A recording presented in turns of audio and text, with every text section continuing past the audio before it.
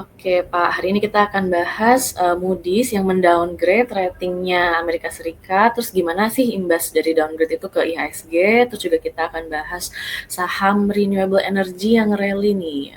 Ada saham Brand, ada Hero dan juga PGEO nih, ada apa nih ya. Mungkin boleh langsung diulas Pak Afat.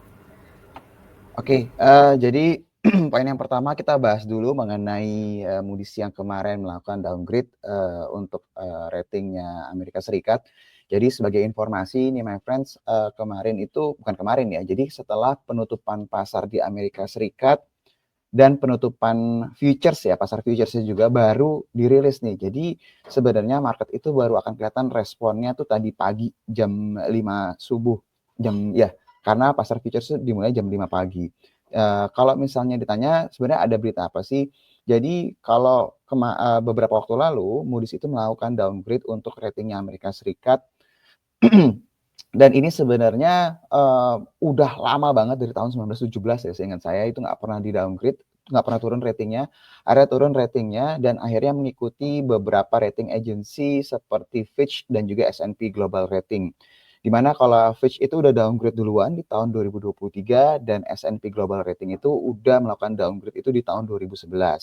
Nah, yang menjadi pertanyaan adalah Moody's ini melakukan penurunan rating ini tiba-tiba kah atau memang ada semacam warning dulu nggak sih sebelumnya? Jadi sebenarnya tahun 2023 Moody's itu sudah menurunkan outlook-nya untuk rating di Amerika Serikat terlebih dahulu. Jadi dikasih tahu nih dari stable menjadi negatif. Jadi kalau misalnya outlook itu berubah, ada kemungkinan besar 6 bulan ke depan atau lebih ada potensi perubahan rating. Jadi kalau dia negatif, ada potensi penurunan. Kalau dia stable ya nggak ada apa-apa. Kalau positif berarti ada potensi mengalami kenaikan. Tapi nggak pasti ya, hanya outlook-nya aja.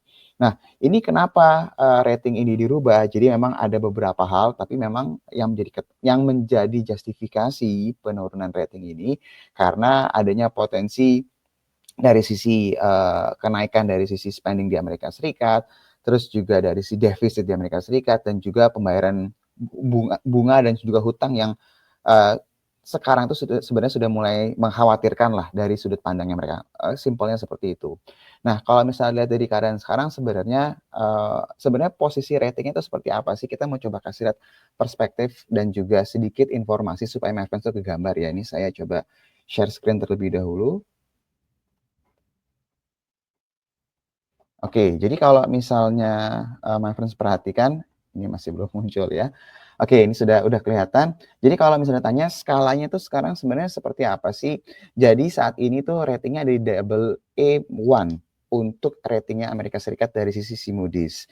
Nah, kalau my friends perhatiin dari skala rating yang ada, ini ada definisi non-investment grade sama investment grade. Jadi kalau misalnya mereka investor-investor terutama institusi yang besar-besar ya, kalau mereka mau melakukan pembelian obligasi, kecenderungannya pasti mayoritas itu akan lebih suka yang investment grade ya daripada yang non investment grade. Kenapa? Karena simple, risikonya akan lebih besar, potensi pembayaran bunganya bisa lebih macet atau mungkin lebih berisiko itu yang non investment grade. Nah, kalau my friends perhatikan, semakin tinggi ratingnya itu semakin bagus, sedangkan kalau semakin turun ratingnya itu semakin beresiko, berarti semakin besar resikonya. Nah, kemarin kalau misalnya kita lihat informasinya, downgrade itu dari triple A menjadi double A1 untuk ratingnya Amerika Serikat untuk yang Moody's ini. Pertanyaannya kan simpel ya, loh kan masih investment grade, kan masih bagus. Oh cuma turun satu rating kok, kenapa dipermasalahkan sih sebenarnya?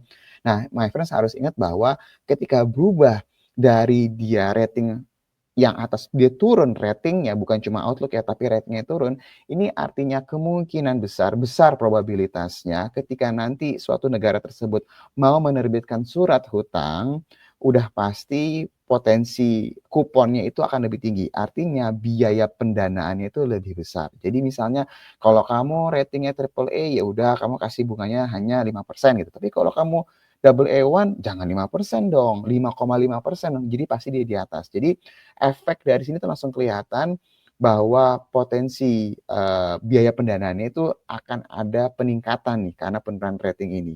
Dan my friends harus ingat bahwa Moody's, Fitch, S&P Global Rating tiga-tiganya sudah bilang bahwa udah bukan triple A lagi nih buat si Amerika Serikat. Nah, kira-kira imbasnya gimana nih ke pasar? Apakah akan membahayakan kah atau mengkhawatirkan kah? Sebenarnya berita ini nggak bagus ya, jujur aja. Tapi kalau kita lihat pagi hari ini, sejauh ini, reaksi atau respon dari pasar itu nggak yang masif-masif banget. Jadi masih cenderung, masih cukup tergolong, masih bisa terkontrol lah ya kalau dilihat. Jadi kalau misalnya my friends lihat, pasar di pasar di Asia nggak ada yang turun signifikan, penurunannya pun juga masih di bawah 1%. Terus juga kalau kita lihat pasar futures-nya juga masih 0, sekian persen, nggak yang sifatnya tuh benar-benar turun signifikan. Dan memang yang cukup mengkhawatirkan pasti balik lagi ya, yield obligasinya itu pasti akan mengalami kenaikan ya, karena risikonya itu besar. Nah, pertanyaannya adalah apa kira-kira imbasnya ke pasar Indonesia, terutama ke IHSG? Kalau misalnya dilihat dari tadi yang narasi yang Iwan jelasin ya, bahwa IHSG itu sebenarnya udah limited nih kenaikannya. Ya mungkin cerita ini bisa jadi justifikasi nih kalau terjadi koreksi. Tapi ingat ya my friends, beberapa hari terakhir ini kita mengingatkan, kalau kita melihat inflow sudah mulai masuk, yang mau kita lihat adalah ketika nanti ada berita jelek, ketika nanti ada koreksi terutama di saham-saham perbankan, apakah asingnya itu masih melakukan inflow, ya masih terus masuk, atau kalau toh pun outflow-nya itu nggak terlalu besar. Itu yang mau kita lihat. Nah ini cobaan-cobaan yang untuk ibaratnya ngetes lah keadaan saat ini sudah benar stabil apa enggak, ini mulai akan kelihatan nih. Jadi kalau nanti kita lihat asingnya masih inflow atau mungkin outflow-nya masih sedikit, ya berarti sejauh ini koreksi nanti akan terjadi, potensi koreksi yang terjadi itu harusnya masih koreksi sehat. Itu poin pertama mengenai masalah downgrade di Amerika Serikat ya.